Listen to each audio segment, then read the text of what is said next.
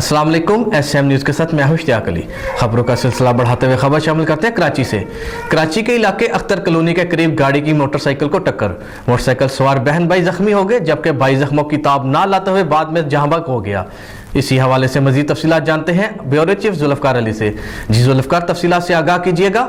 जी बिल्कुल, रेस्क्यू ज़राए के मुताबिक अख्तर कॉलोनी सिग्नल के करीब तेज़ रफ्तार नामालूम गाड़ी ने मोटरसाइकिल को टक्कर मार दी। हादसे के नतीजे में नौजवान लड़का और लड़की जख्मी हो गए, जिनकी शनाख्त 18 साल सफ़ियान और 16 साल लाइबा के नाम से हुई है। मैं आपको बताता चलूँ कि दोनों आपस में बहन भाई हैं। सफ़ियान बाद में जख्मों की ताब ना लाते हुए जहाँ बाक हो गया। इधर बल्जिया टाउन के इलाके मुआशगोड के करीब ट्रैफिक हादसे में एक खतून हलाक जबकि एक शख्स शदीद जख्मी हो गया।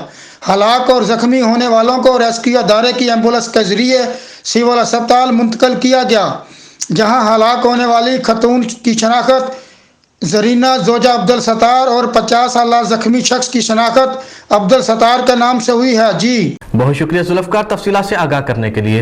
अब तक के लिए इतना ही। मजीद खबरों के लिए देखते रहिए SM न्यूज़।